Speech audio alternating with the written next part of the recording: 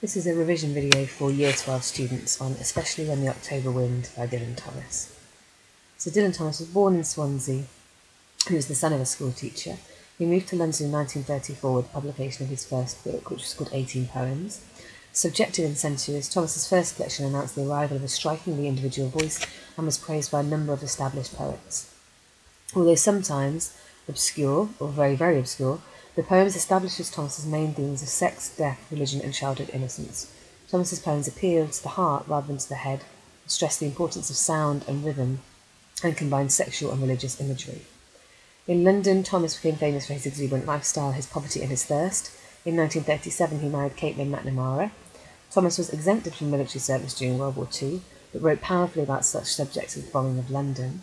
He's been called Britain's first civilian war poet. He also wrote film scripts and worked for the BBC as a writer. He found his increasingly alcoholic London existence impossible to maintain, and in 1947 he experienced a breakdown. In 1949 he returned to Wales. He made a number of transatlantic tours and became legendary both for his charismatic performances as a reader of his poems, but also for his wild drinking bouts. He died in November 1953 at the Chelsea Hotel, New York, after an extended period of alcohol and drug abuse.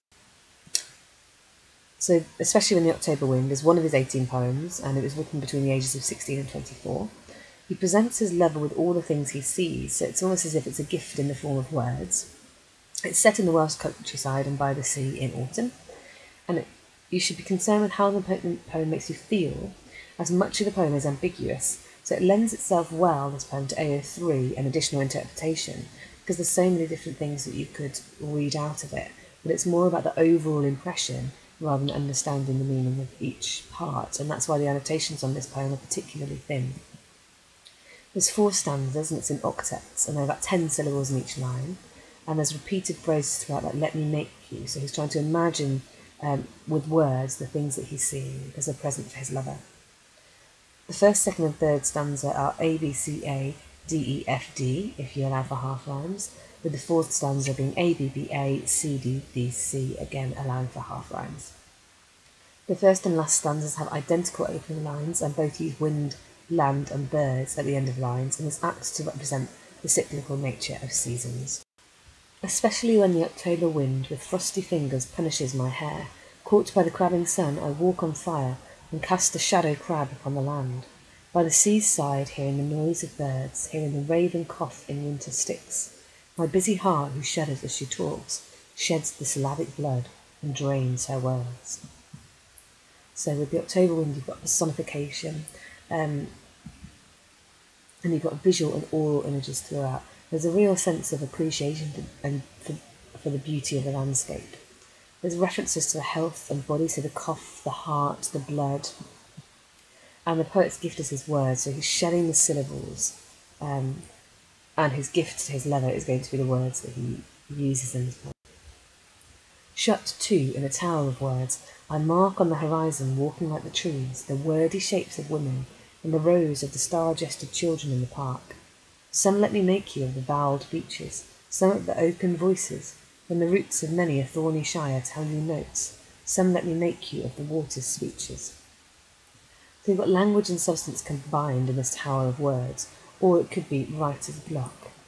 You've got visual images in the first 4 lines, contrasting with the auditory images of the next 4.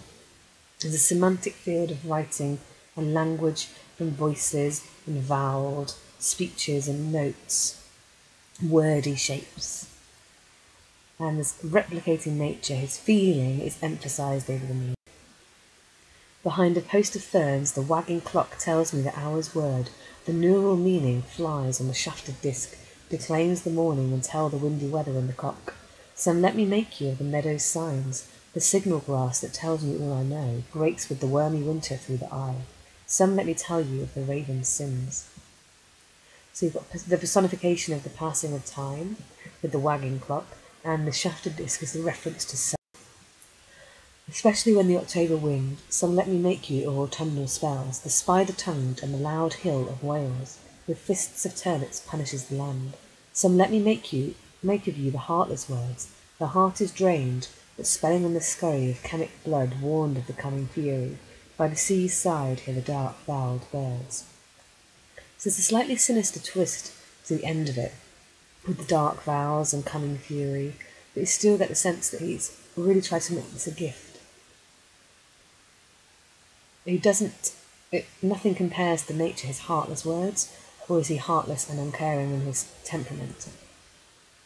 The heart that was full is now drained, in this contrast to the first stanza, and the half rhymes throughout the poem create this sense of a stream of consciousness.